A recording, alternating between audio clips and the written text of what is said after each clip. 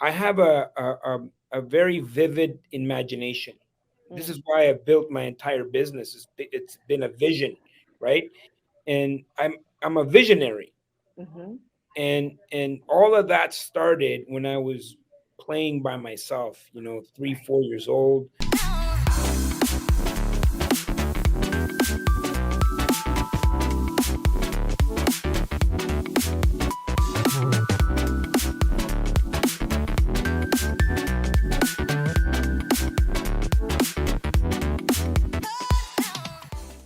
We're ready. We're ready. So thank you so much for joining us. I know today's been a little bit of a crazy day for most of us after the snowstorm yesterday. You know what? We live in Canada. What do we expect? That's very, very true. Last year we got lucky.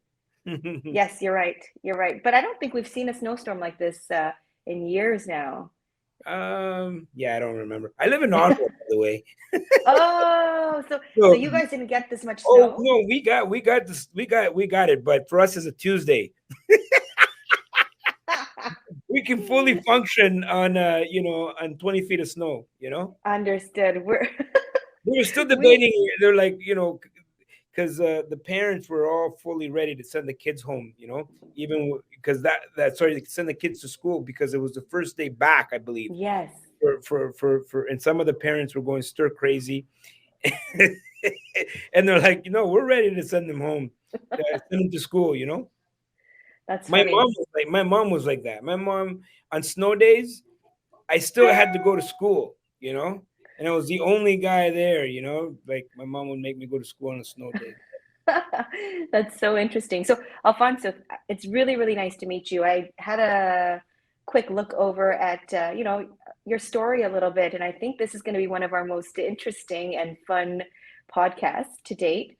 Um, I mean, sounds like you've been doing everything. You're an entrepreneur, a speaker, a coach, you're in real estate. But the thing that actually caught my attention was kidnapping survivor. And I'm not sure if this is going to relate into everything that we're talking about today, but I'd love to hear about it if you want to share. Oh, okay. So, potential kidnapping, right? So, my uh, I was born in El Salvador in the 70s, in the middle of the Civil War. Mhm. During that time, my mom was a journalist, and what she was one of the old school journalists that wanted to share the truth, you know, they, about what was going on with our governments and our corrupt governments at the time, and governments don't like that, and eventually she was shut down. Actually, she was the director of the news agency, and she was illegally detained, and Mhm. my grandparents uh, brought me into hiding for fear of kidnap, Wow. and they were worried that the government would want to um, use me as a way to get my mom to not talk, because it was huge.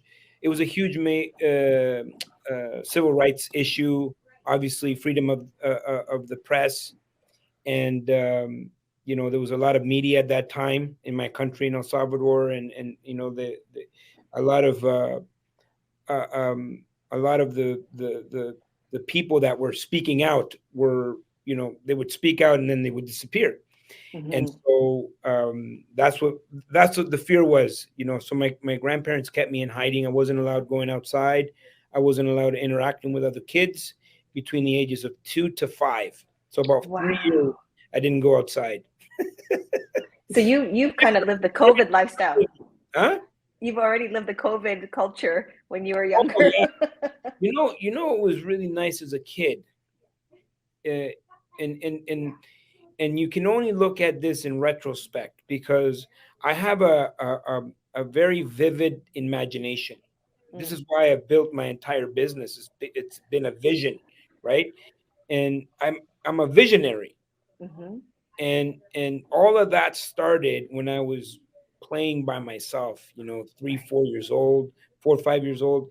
I had I've never played with other kids at that age. Can you imagine? I would only see them on television, but I had so many friends. Like I created this whole imaginary world for myself, Hmm. and I think that's where I get it. It comes from from that time. Amazing. Sounds kind of like what we're teetering on these days about the metaverse, Yeah, you're creating this whole new world around you. yeah. I mean, I've a lot of the times people thought I was crazy. Like all of the ideas that I've had, Hmm. and everything that I've manifested in my life Hmm. has begun with people saying you're crazy, Right. Well, right? can you share some of those visions and the manifestations that you have that brings you Yeah, to who you are today? yeah. So when I immigrated to Canada in the 80s, 1986, because I we spent so much time running away from government. So the war in El Salvador was not the only war I was in. I was also in a war. When we left El Salvador, we went to another country, and then we got caught up in another war, a different civil Oh war. my gosh. So by the time I was 9 years old, immigrating into Canada, I obviously had missed a lot of educational opportunities. Right, Mm, I didn't have a regular upbringing, like everyone else, like most kids my age, where they would go to school. When when they're bombing and you're fear of kidnap, and you're not going outside, you're not going to school like every other kid. yeah. And so I was obviously very behind on my education, and there was this whole mix of you have to learn English now, right? And so I spent time to learning English, and a lot of the educational deficiencies that I had in my learning, people thought it was just like, oh, he's just learning English, right? So by the time they discovered that I couldn't read, for example, Mm. I was in grade 7, Oh, and then I was labeled what did they well, I was put in special ed, right, and I was labeled disabled, right? Because they give me all these. They had labeled me with all these, you know, um, ADD, ADHD, and right. dyslexia, and all these things, right? And so the truth really was that I had all this time that I didn't go to school like any normal kid. So the Mm, the progress, or even if there was some learning disabilities that I had, could have been caught in time. But now I'm grade 7. I'm in grade 7, and the thing about that for me was that I didn't want to be a dumb kid. You know how mm. cruel kids can be, right? Yeah. So I would act out, and I became a bad kid, but not because I wanted to, because the bad kid was a better label than the dumb kid, you I know. see. And I fell into the wrong crowd, and with the wrong people, and ended up dropping out of high school at 15, Hmm. um, leaving home. I was homeless. And what changed everything for me was becoming a father at 17. So when I was Wow. 17 years old, they put this little girl in my arms. She's 26 now, so you can imagine. Wow. And at 17 years old, I said, I'm going to do something to make this little girl proud of me. The Mm, only thing that I knew how to do was get a job. So I went and got a job, and I went back to school. Realized that, $5 an hour, that was minimum wage back then. $5 an hour was not going to be enough to take care of a family. hmm. And so I said, I'm going to start a business, right? Hmm. And at 17, saying I'm going to start a business, back in 1995, 96, it sounds like crazy talk. It sounds like you're going to do that, right? So I did start a business from my locker in high school. And by the time I was 21, that business was all across Canada. We're grossing in the millions. Okay. And I just became this entrepreneur. I became this serial entrepreneur. What And so was it? What kind of it business was was a it? clothing store, right? and people thought I was crazy. And then I got this crazy idea that I wanted to invest into real estate. Mm. And when I started, I said I want to own apartment buildings all across Canada. And people said that's impossible. Only like the big companies can do that. Yeah. Like, who are you, and how are you going to do that? And fast forward, to 2000 and what are we now? 22. Yep. They own apartment buildings all across Canada, right? Amazing. Hundreds and hundreds of doors. And our next vision for the next 5 years is to get to 7,500 doors in the next five Wow. years. And people say, Alfonso, you're crazy.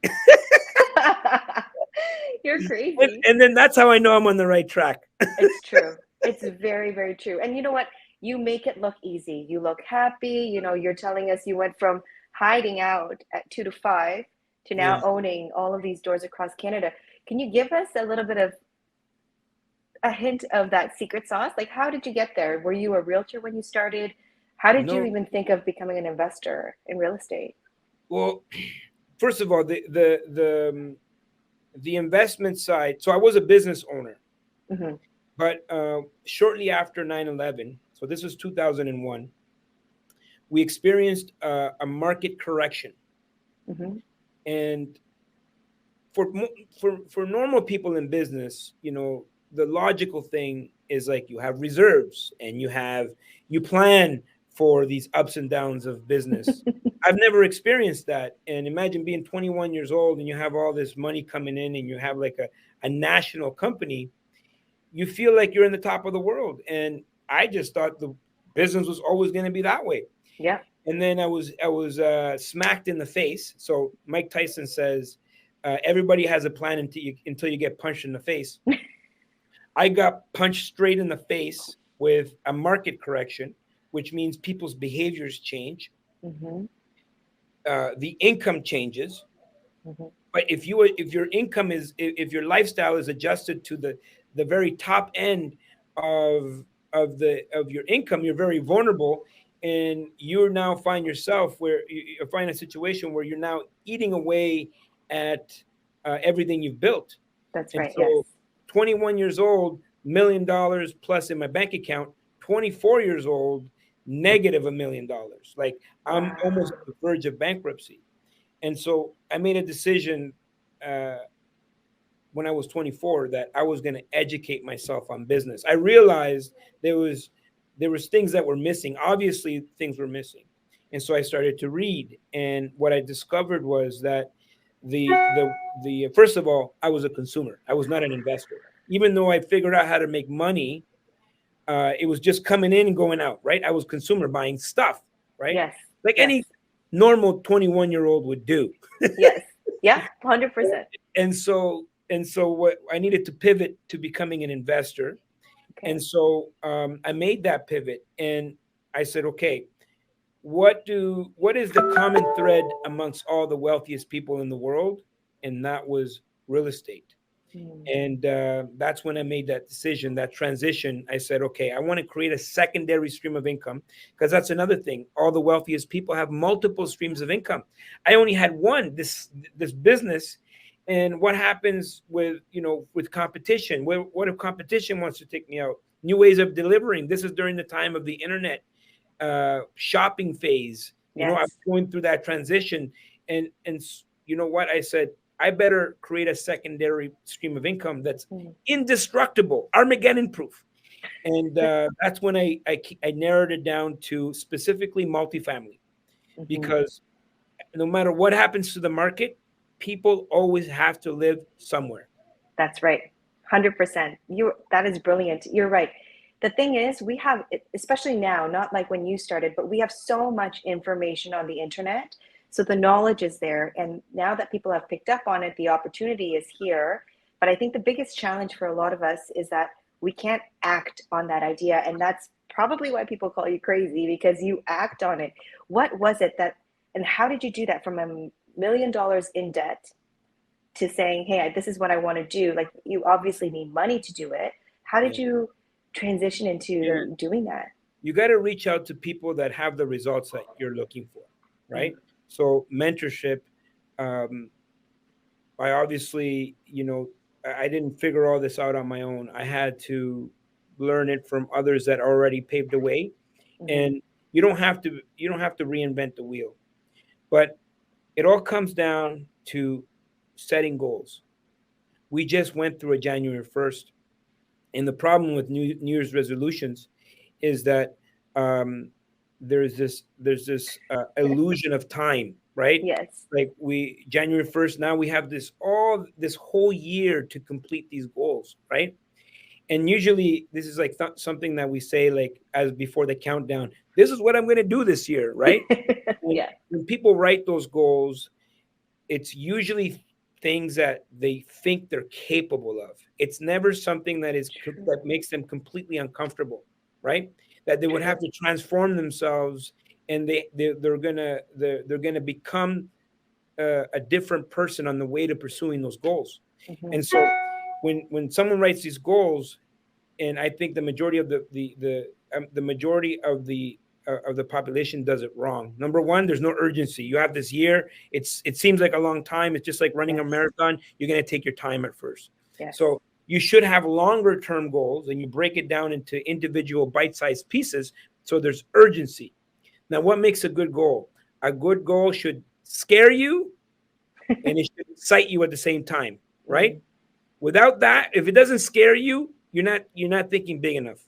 Right. And it needs to be a point. It's a balance. It needs to scare you to death and excite you at the same time. And whenever I set a goal for myself, I check in. I'm like, hold on a second.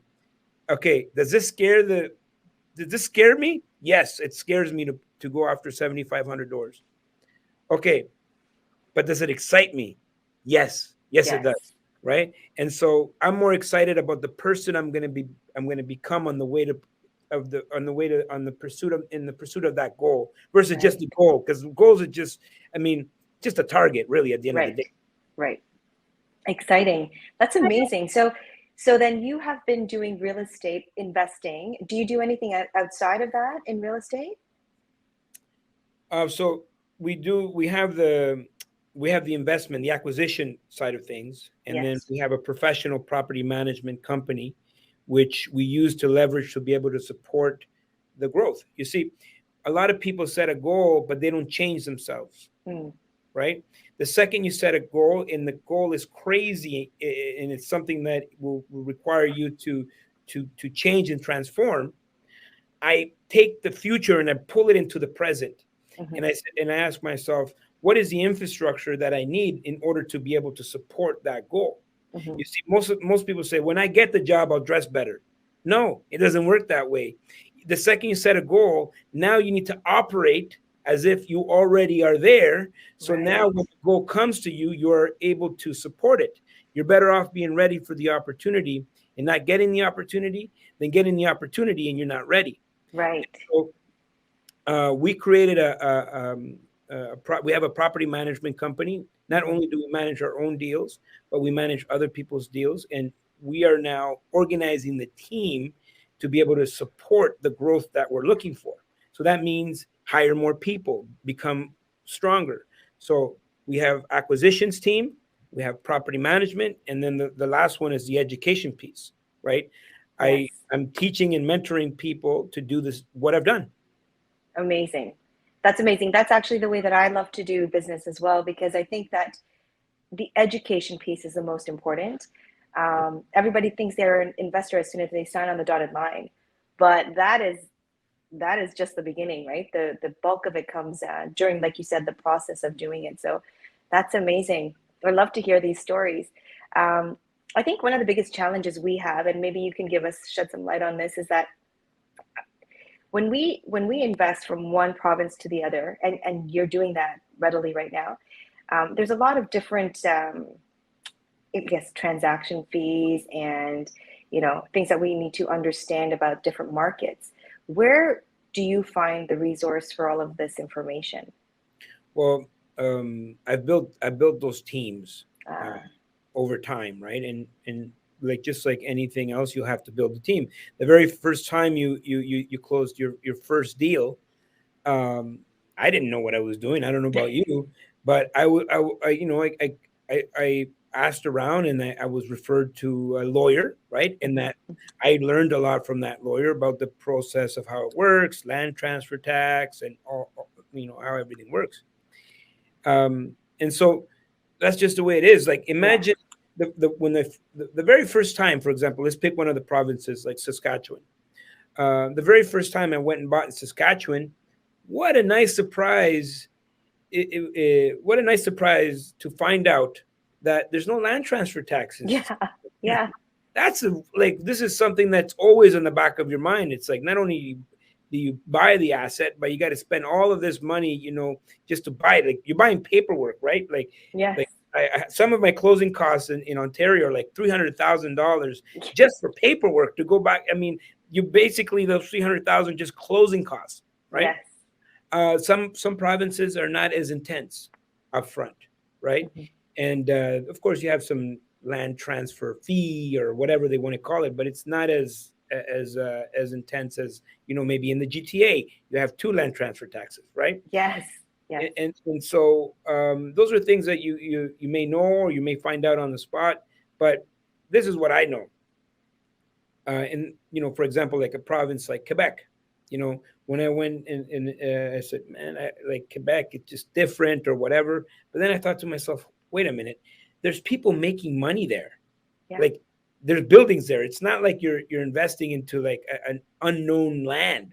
Yes. You know what I mean? So that means that there is opportunities there. And sometimes the problem with a lot of the investors now is like they're going to the same watering hole, Yes. right? Like like New Brunswick. Let's put it. Let's talk about New Brunswick. If you're going there now, you're too late. Like I was telling everybody to invest in New Brunswick 5 years ago when we were buying at $30,000 a door, right? Wow. And so what happens is people, by the time they start hearing it from everyone, they go to that watering hole instead of like, wait a minute, while everybody's over there, let me just check what's going on over here. No, that's actually such a good point. That's Toronto. Our real estate here, it is extremely, extremely hot right now. And like you said, it's by the time everybody else finds out about it, it's too late. It's too late. Our transaction costs are in 100,000 just for a condominium, a one-bedroom condominium. Yeah. It's insane. So I actually went to Calgary last year just to check it out. It seems like there's opportunity out there. What would you say? I'm just going to pick your brain a little bit. What do you think about Calgary? Are we too late? What do you No, feel? I think Calgary is being overlooked because everybody's going east. Everybody's sniffing east and they're overlooking west, right? Yeah. And there's a lot of opportunity there. Of course, people talk about the fossil the gas, right? The oil and gas industry and how they're suffering, and however and what people look at is, it seems that we're making the shift to electric vehicles. Yes. And so how in the world are they going to like survive? There's always going to be a need for gas, oil and gas. Yeah. I mean, Elon Musk plans to have a colony of over 100,000 people on Mars by the year 2035. That's crazy. Show me an electric rocket. Show me an electric rocket. Where's the electric rocket? Right? Right. Show me the electric plane. True. Right? We're set in 2020. Towards the end of 2022 and 2023, there's going to be a travel boom like we've never seen before. We're not even going to have enough planes to be able to accommodate all of these people. Show me the electric plane that someone would get on. Not feasible. Not yet. So all of that requires fuel, right? Right. And so there is always going to there's always going to be a need for fuel. Maybe us regular consumers might transfer to electric, but you know, you need oil. Right. And you know what? I've been reading up on Calgary, and I think, like you said, they are too heavily dependent on the oil and gas industry. There's a ton of new industries that have started to go into Calgary. I Yeah. think last year they had the most interprovincial moves into Calgary. Yes. So I think the opportunity is there, but I just wanted to hear it from somebody Yeah. who knows the country. Yeah. I love Alberta. Now, you have to go back to the fundamentals, right? Mm, Like you got to go back. The things need to make sense. Whenever I make any decision in real estate, I ask myself, um, what is the worst case scenario here, right? And if the worst case scenario is I'm going to break even or whatnot, because if you are dependent on the property going up in value for you to make money, you're a speculator. You are not mm, an investor, right? right. And so you cannot move away from real estate fundamentals, which is why I'm no longer investing in New Brunswick, where I was very heavily invested in New Brunswick, uh, for the past 5 years, Hmm. right? And so when the fundamentals no longer work, this is when I make a shift and I go to other markets. Yeah. No, you definitely are a seasoned investor. You're not emotional about your choices. You step back and you have the fundamentals there for you. I think that's one of the biggest mistakes that we make as investors is that sometimes we get emotional. Like you want the highest floor or you want this view and all of that stuff. Like you said, it doesn't really make you money, you know? It's None the of that. fundamentals. None of that. Yeah. The Yeah. numbers don't lie. Numbers don't lie. I agree with you. I agree. So, just before we head out, I just wanted to ask if you could. I think a lot of our listeners here they come on for some advice. If there was anything in terms of advice that you could share with us for the new investor, because even though there's a lot of buying in Toronto and the GTA, there's a lot of people who'd like to get into the market. So, if there was some word of advice that you could share with us, what would it be? Education. Mm, Education. Lead with education. You need to learn how to identify a deal. The average person doesn't even know how to identify a deal. So if I brought a deal to some, if I brought the best deal, the best apartment deal, you're going to make $3 million. You wouldn't even know that you wouldn't even know how to identify that, right? And right. I'm not saying you. I'm saying the average person. And so the first step is always getting educated, learning how to invest in real estate because it's a very different game, right? Look for mentorship, look for people that have been there before, and and follow their steps. You don't have to reinvent the wheel, Yes. right? There's a there's steps to this, right? And that's that. I would say that would be step number one. Invest in yourself. No one can take that away. There's also books you can read. You can go to my YouTube channel. I put out a lot of free content there and learn. You need to learn. Yes. Yes. Amazing. You know what? I would love, love, love to pick your brain a little bit more. Or, if anybody here is looking to invest across the country, they could definitely reach out to you. Is that right? Yeah. Yeah. Rich- How can you give us so You your know what? YouTube page? Let's go to my YouTube channel. Go to my YouTube channel, watch some of my content, which is free, right? I Hmm. have 796 videos Wow. free on YouTube. And if anything I say on that channel resonates with you, uh, hit me up. Amazing. Thank you so much again, Alfonso, and Thank you. looking forward to chatting with you again soon. This is an awesome platform you have. You're doing fantastic. Congratulations. Thank you for watching. Don't forget to comment down below, subscribe, hit the bell to be notified the next time we're doing a video. And guess what? Like, share, dislike. I don't care. Let me see how that looks.